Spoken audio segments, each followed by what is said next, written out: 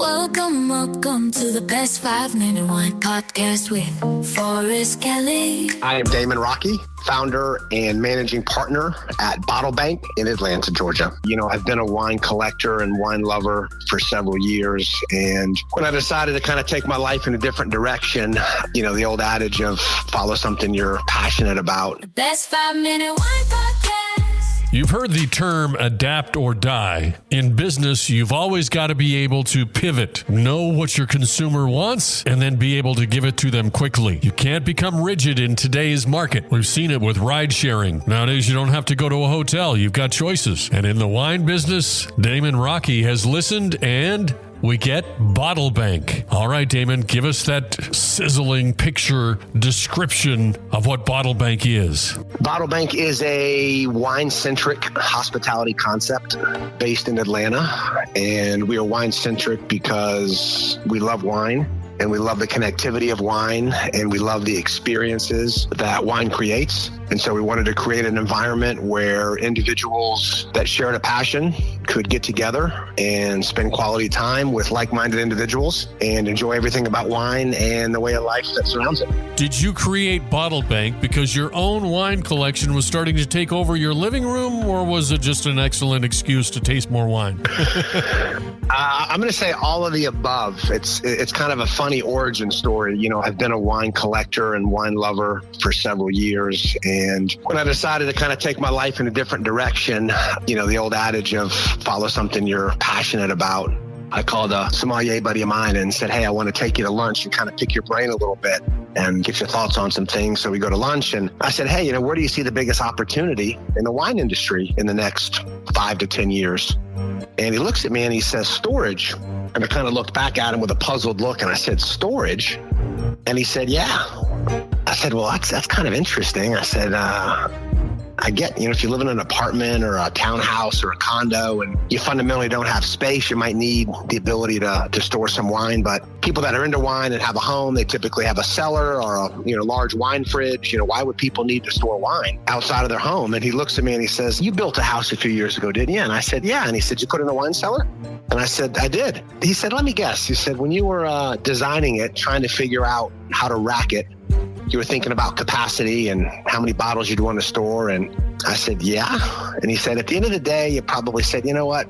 I'm going to rack it at max capacity, thinking to yourself, you know what? I'll never need it, but better to have it and not need it than need it and not have it. And I kind of said, yeah. And he said, let me guess. That was 2-3 years ago? And I shook my head and he said, you're full. And I kind of laughed and I just said, man, get out of my head. And he said, Damon, they keep buying and buying and buying.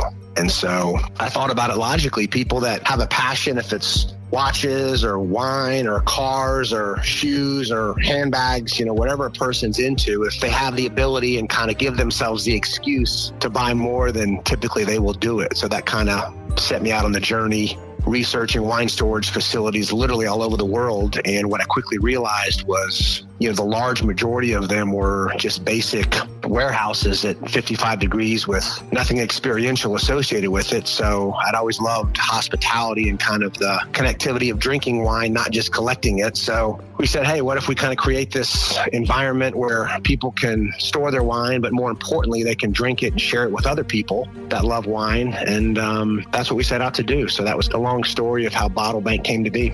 Paid and I take my $100 that I want to put into savings, big spender here. I walk into the bank, I talk to a teller and they take it and, then 5 minutes, hopefully I'm done. I'm out the door. So Bottle Bank is not that same experience. So I walk into Bottle Bank. What am I looking at? We knew right off the bat that we did not want to be a traditional restaurant or wine bar. There's people that do that. There's people that do it very well. And what's interesting is, those models are typically based on volume and transactions. Like you had said, when you look at a traditional restaurant model, they're wanting to get you in, serve you, and get you out so they can turn the table. table and have another wave of people that come in and experience the restaurant. And the more they sell, the more volume they do, the better the restaurant does. And we're calling our concept a wine lounge.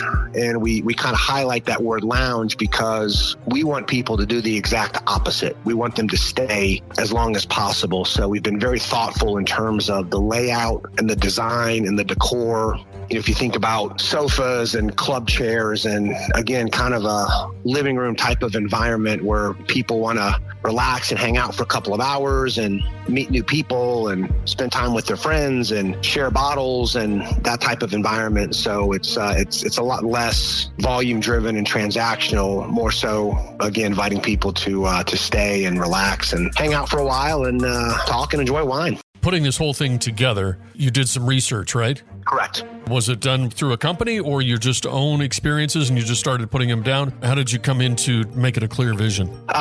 Really kind of on my own.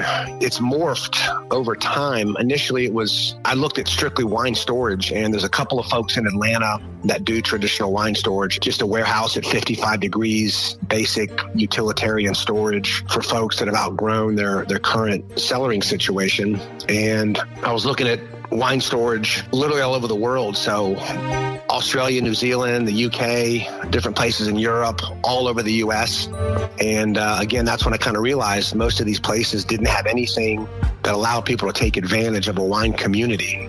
Some had a small little tasting room or a tiny little lounge, but nothing really hospitality driven. And in my former life, I was in sales and consulting and financial services and did a lot of work with restaurateurs and chefs and those types of folks. So had kind of had a background in hospitality from that side of it. And I think it started out as more of a wine storage concept supported with hospitality. And over time, as we've conceptualized the business, it's really flip-flopped. Now it's more of a hospitality concept with a wine storage component. So like a safe deposit box kind of situation where if you bring in a particular bottle, I don't know if you've listened to the episode, but I talked to wine investors and where you can buy together with multiple people, buy a $5,000 bottle of wine, say, so vint.co. Perhaps you buy this expensive bottle, you bring it to the bank. Is it stored someplace else or is it in your actual storage part of the bank? So each individual member, so we're going to be a semi-private concept. So we are open to the public, but we also have an optional membership component. So one of the benefits of membership is an individual private wine vault. And we're going to have two different sizes. We're still figuring out the exact capacity, but as it stands now, we'll have one size that's going to be between 3 and 4 cases, and a second size that will be smaller at 1 case. So individuals will have the ability to source wine from us, but also more importantly, wherever they obtain their wine, if it's online, if it's at a local wine store, if it's via an allocation list or a wine club subscription, we can accept their shipments. They can come and pick them up, or they can say, leave the wine there at Bottle Bank. We will stick it in their private vault. They can store it there, and more importantly, they can enjoy it. So the overall size of the space is about 9,000 square feet, of which about 3,000 square feet is going to be the wine vault where members can store their wine. And the remaining square footage is going to be, again, a big lounge, tasting rooms, chef's table, tasting counter, some other fun kind of amenities that we've put together to kind of create the Bottle Bank experience holistically. In our next interview with Damon Raque, co-founder of BottleBank.com, we will get into who their customer is. I envision Bottle Bank appealing to a variety of individuals, and that's the great thing about wine. It's inclusive and it is connected. Oh, I like the sound of executive chef. I've got some executive food items I'd like him to prepare. Why is storing wine at a particular controlled environment so important? As a wine person, keeping the wine cool, keeping it consistent, and keeping the temperature and humidity is very important just for the longevity and the integrity of the wine. So we wanted to provide a perfect cellaring environment. So again, 55 degrees, 70% relative humidity. The bottles will be stored on their sides to keep the corks moist. Again, just give people that don't have the opportunity to properly store wine, give them the opportunity to store it properly in an environment that's secure. And again, more importantly, the ability to enjoy it in a beautiful environment with great energy. So if you could pluck out somebody from a crowd, who would be your perfect client? I envision Bottle Bank appealing to a variety of individuals. And that's the great thing about wine. It's inclusive and it is connective. So I see some people that are just going to want to come and hang out in a beautiful space with great energy and great amenities. I see another group of people that I kind of refer to as aspiring enthusiasts. So they've had some wine, they like it, they're kind of interested in it. They say, you know what, this is pretty cool. I'd like to learn more about this. So these are folks that, would appeal to the wine tastings and the wine dinners and, some of the educational type of planning that we'll provide.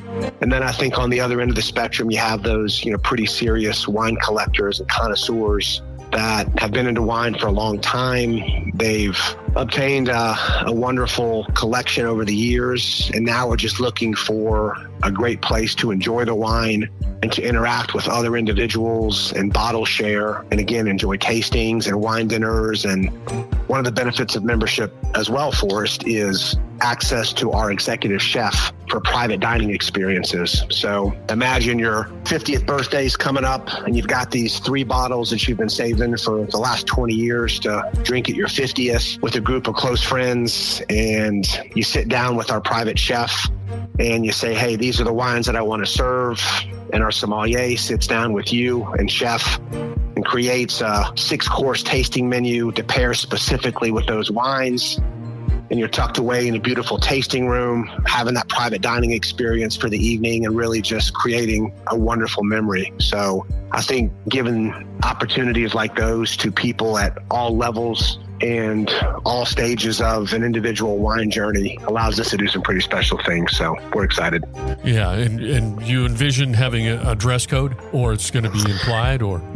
Yes, I think dress code's going to be important. We want people to be comfortable, but at the same time, our goal is to really provide and create an elevated experience. So, having people, not being in shorts and flip flops and just coming from the gym and stuff like that. I kind of always right. joke with people. There's a time and a place for everything. I've never seen anybody working out in a tuxedo, and I've never seen anybody at a wedding wearing running shorts. So we'll try to monitor that. Just honor the experience and give people a sense of occasion, so to speak. If we live long enough, we'll get there to those points. I mean, to see people in sweats and all kinds of stuff at airports where we never used to see that. But very true. Yeah. Speaking of the dress code, the reason I was asking, because you've got a chandelier lounge or area on the rendering of the pictures on the website at bottlebank.com. Looks just amazing. So that's the angle you're going for.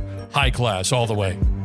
Yes, and thank you for the kind words. We've hired a wonderful design team. Our architect has a hospitality background. He's done several restaurants here in Atlanta and casinos and hotels, along with our interior design team. Again, a wonderful group of people that have extensive hospitality experience as well as residential experience to create that living room type of environment, those great tasting rooms that we get to experience when we're out in Sonoma, Napa, and some other beautiful properties across the country, and creating that comfortable environment where people want to hang out and drink wine and meet new people and hang out with old friends. Have you worked with the city in Atlanta, in Midtown, as a part of a redevelopment project? Seems it's just a short walk to just about anything high culture. It is. We're fortunate. We've got a lease on a beautiful space in Midtown Atlanta. So if you're familiar with Atlanta, Atlanta's pretty spread out and, pretty segmented. There's downtown, there's Midtown, there's Buckhead, there's wonderful suburbs that kind of are peppered around central Atlanta. And Midtown is really considered the heart of the arts. So a lot of the museums and performing arts centers are within walking distance. some wonderful restaurants, a high density area, very walkable, high-rise residential, and a tremendous amount of high-rise Class A office buildings as well. So we are going to be in the ground floor of a Class A office building right on Peachtree Street. Dense and walkable and artistic and vibrant, and just a beautiful area. We're super excited. Membership, have you worked out the pricing? We have. So to try out the services of bottlebank.com for the experience, the whole thing. So have you got membership tiers, or is there a walk-in price? So again, we are open to the public. So a very extensive wine by the glass program, a deep by the bottle program as well. And then on the food side, we wanted to really focus on those types of things that enhance the wine drinking experience. So a very robust list of cheeses and charcuterie and chocolates and desserts. So again, not a restaurant, but rather a separate and distinctive experience. So, this would be a place where people would want to come before dinner to start their evening, or would want to come after dinner for a nightcap or a gallery opening or a performance. Again, a separate but distinctive experience from a traditional restaurant and standard dining experience. And that portion of the lounge, again, will be open to the public. And obviously our members will also have access to the main lounge. In addition to that, members will have a members only lounge that'll be part of Bottle Bank, in addition to several tasting rooms and a tasting counter and chef's table in the back, again, for private dining experiences, for entertaining friends, clients in their business, and a list of other amenities. But we're looking at a annual membership of $2,500, and that would include one of the wine vaults, and then there will be an upcharge for the larger capacity locker as well, and we're still kind of tinkering with the pricing on that. You founded this with a co-founder, Rich. Tell me about Rich, because he told me a little bit about you, so I just want to see if the two stories line up. And Rich and I have been best friends for, coming up on 25 years. Rich is a serial entrepreneur by nature and has been involved in several different businesses, has a wonderful mind for business, is incredibly intelligent, is very tech savvy, very creative, high energy. And as I was conceptualizing Bottle Bank, he started off as, like any best friend would, just kind of a sounding board and a source of encouragement and idea sharing, those sorts of things. And as Bottle Bank kind of evolved, he said to me, "Hey man, I think this is a great business with you involved. It's going to be a tremendous business. And if you're interested, I'd love to do this with you." So we decided to become business partners. Two heads are better than one, and our skill sets are very complementary to one another. And he's been a tremendous partner. We're looking forward to creating something pretty special together. In our last conversation, we kind of learned about your relationship with Rich. And I was just going to say, in our email conversations back and forth with Rich, he mentioned that you can be pretentious. Oh, wait, that's not pretentious. He said that there was an epiphany bottle of wine that you had where it was like kind of changed your life and said, okay, we got to do something with this. Do you remember what it was? I absolutely do. Yeah, it was a That's 5 Minute Wine Podcast. 2006 Gemstone, which is a small boutique producer out of Napa Valley, headquartered in Yountville. Just to tell the quick story, I was at a friend of mine's restaurant, and I was sitting at the bar, and he had come off of a 2 or 3 month dry period where he was just kind of taking a break from drinking. And I was at the bar having dinner, and I feel this tap on my shoulder and a grab on my arm, and I get pulled out of my chair. And it's my buddy that had come off the wagon. He pulls me up. We go back into kind of the bowels of the restaurant, into the wine cellar in the back. And I come into the wine cellar for us, and there's these wine crates in a circle, and there's all these bottles on the floor.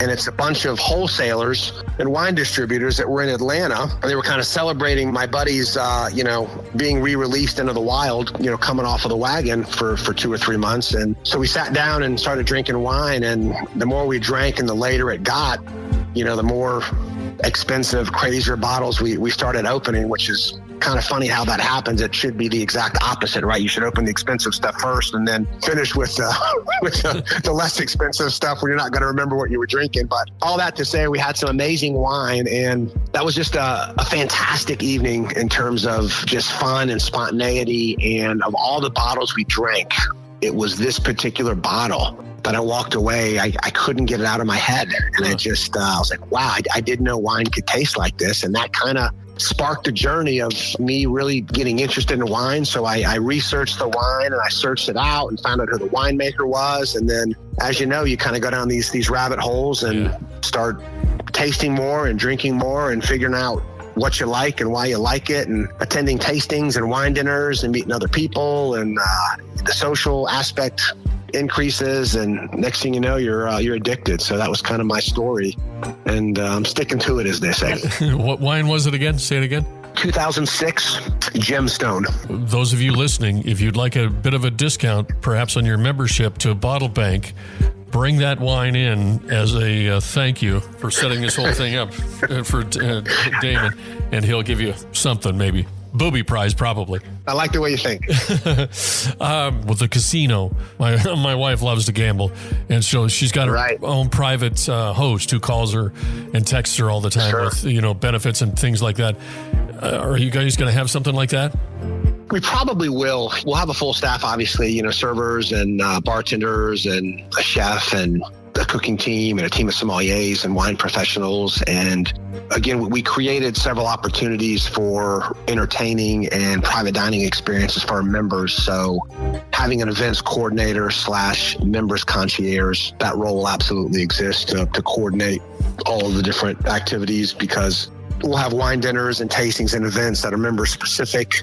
That'll be invitation only for members. So having a person, again, to kind of white glove that coordination and those services will definitely be a part of the Bottle Bank team for sure. Okay. Is there any cool story or anything about the vault security and surveillance? No, it'll be one entrance and one exit only. We'll have cameras, some you can see, some that you can't see. There's so many ways to do it now. We initially looked at biometric entry. The problem with that is, some of that technology can be glitchy. And if you have to replace the thumbprint or the eye scan, you have to have all the members come back and engage with the process to get their fingerprint or their retina scan into the unit. So now there's platforms that are mobile on your phone that allow you to just to swipe the phone. Will give you access to not only your individual vault, but also access into the vault facility. We all have our phones on there, don't have to worry about carrying a key with us or a membership card. So that's the direction that we're looking in. We wrap up our conversation with Damon Raque of bottlebank.com. And I was shocked at how difficult it was. Best 5-minute wine podcast. Last question. So doing this whole thing from when you started up until current, as we talk now, an obstacle. Has there been some obstacles where it was like, okay, this could go either way? I don't know if I've overcome this. Countless. Oh, yeah. Countless obstacles.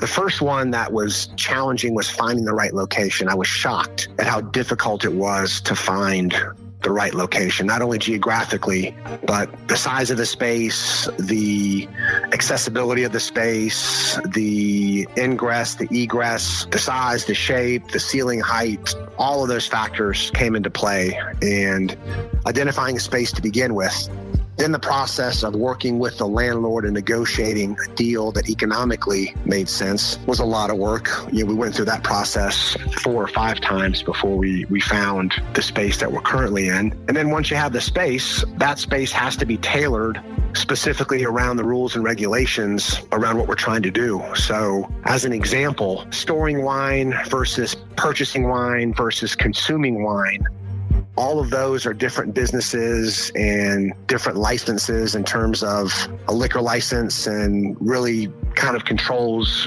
what you can do operationally and how you can do it. So figuring that out in addition to the zoning is a big process. And then the latest thing that we've dealt with, Forrest, is when you think about 1,000 individual wine vaults in a 3,000 square foot wine vault, the number of bottles times the average weight of a bottle, you're talking about literally tens of thousands of pounds. So it dawned on us, we probably, since we're not on a slab, we need to look at the structural integrity of the floor. So then we had to get structural engineers involved.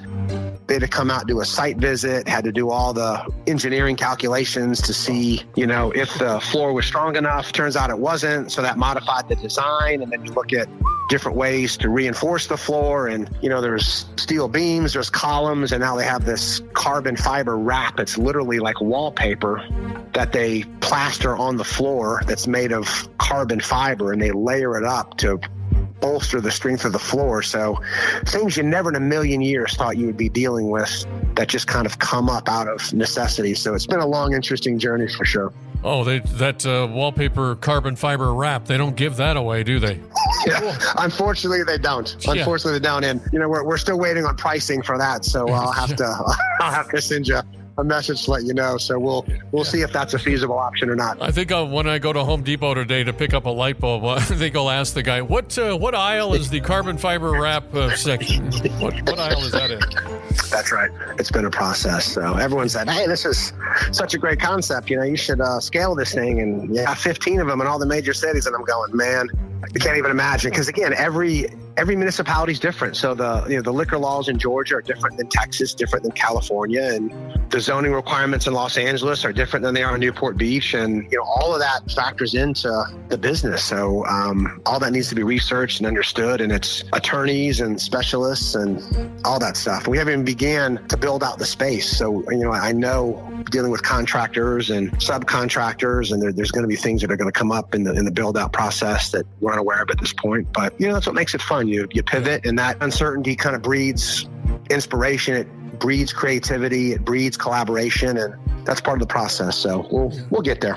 What's your full-time job besides this? This is my full-time job. Yeah. Yeah. I again left a career in sales and consulting about 4 years ago, and decided to focus on Bottle Bank exclusively. So you got a list of all the activities you got to do for the day? Correct. To make Bottle Bank happen. Okay. Looking forward to it. Next time I'm in Atlanta, I'll definitely stop by and say hi and check out the facilities. And by then you'll probably have your grand opening. Absolutely. Look forward to hosting you. Okay. Let's give me a 10-second pitch on why people should check it out if they're say they're listening in Atlanta and you're open. Bottle Bank is going to give people the opportunity to create experiences. Yep. They're going to walk into Bottle Bank, they're going to have a great time, and they're going to walk out and they're going to say, you know what? There's never been a bad night in that place. There we go. Never been a bad night. That's how you go out. Drop the mic, ladies and gentlemen. Oh, yeah. Great way to impress your friends. Cool. Thank you very much. It's been a pleasure. Nah, Forrest, thank you, man. It's been a pleasure on this end as well. Really, really appreciate your time and interest. Thank you so much. You're welcome. From Sauvignon to Merlot, we look for adventure at wineries around the globe. The best wine made in